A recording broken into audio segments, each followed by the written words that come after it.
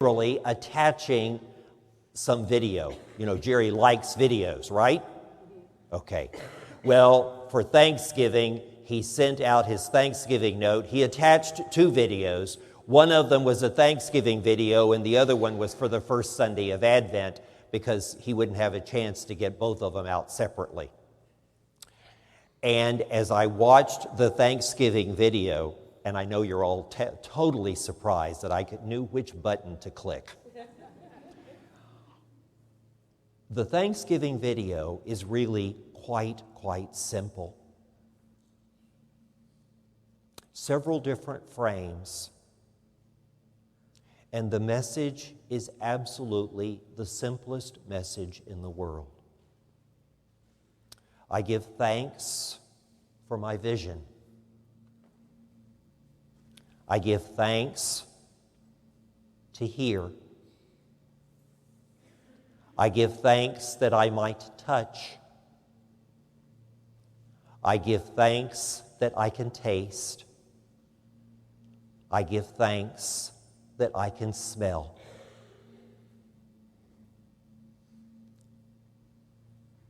And then the last frame, which was absolutely so powerful for me. Grateful people are not bitter. Bitter people are not grateful.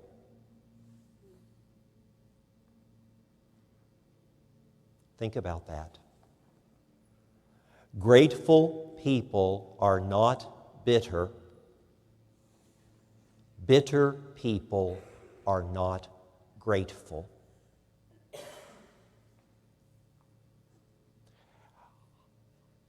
That has stayed in my head and in my heart all week long.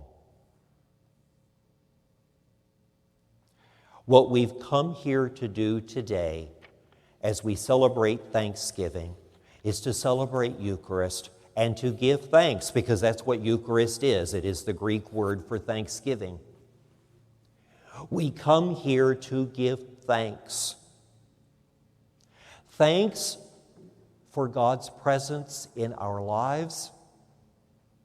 Thanks for what that presence means to each and every one of us and to all of us as a community. Thanks for the gifts that presence endows and bestows on each and every one of us and on this community and on this world. And I recognize that there are times when those gifts don't seem to be terribly present or prevalent, and certainly not very visible. Over the last couple of weeks, it would appear that God had somehow withdrawn himself from the entire world situation. But that certainly is not the case. There have been indications along the way that God is very, very much present. That God is walking with us through the travails of every day. That God is gracing us with a measure of peace that may not be evident throughout the world. And it is for that presence and for that grace that we are here today.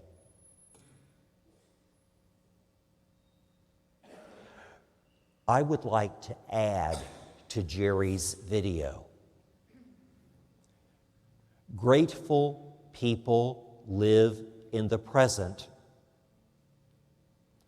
Bitter people live in the past. Grateful people recognize that God is ever present and that God doesn't punish us, but that He walks with us through whatever the present has in store. that we might enter into a whole new present tomorrow and be equally as blessed with His love, with His mercy, with the gift of Himself. There are many people, not only here among us, in the community, but around the world, who live tied and chained in the past, who simply cannot get over life's dilemmas, who simply do not have the faith or the strength or the wherewithal to step forward in hope and with conviction. And for those people, we come together in prayer that God might love and bestow His mercy and His grace on them, and that they might respond by giving thanks and by moving forward with all of us into a new day, into a new present, into the great gifts that await.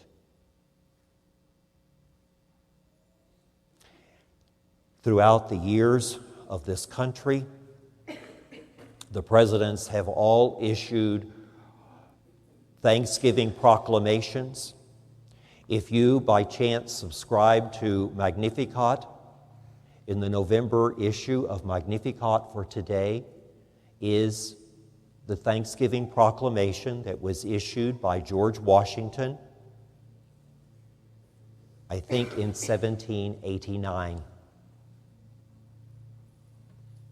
I read through that yesterday, and I marveled that so soon after the War for Independence, George Washington called the entire country, as small as it was in those years, to a day of thanksgiving and a day of prayer, not only for those who had assisted that fledgling United States in its fight for independence, but as well a day of prayer for all those who had resisted the fight for independence. Not only here at home, but certainly Mother England. I was struck that even George Washington would call the nation to prayer for her oppressors. Today, as we pray, we are in the present.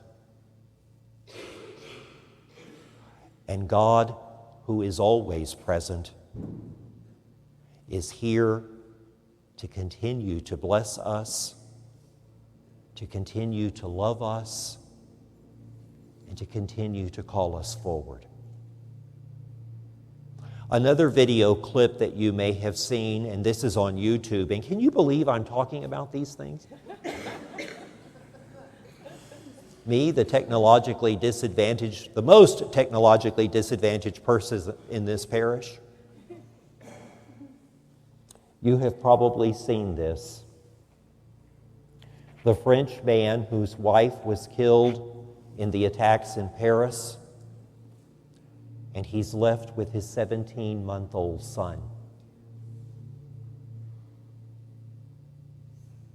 And his letter to the attackers: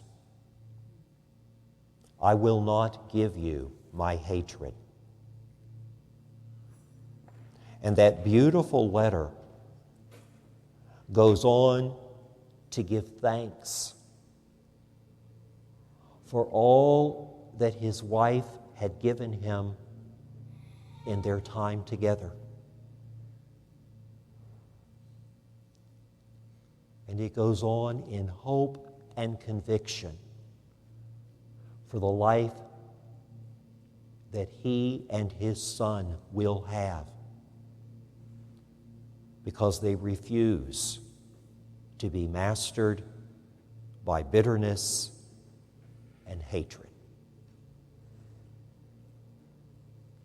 May his letter be our letter. May his hope and conviction be our hope and conviction.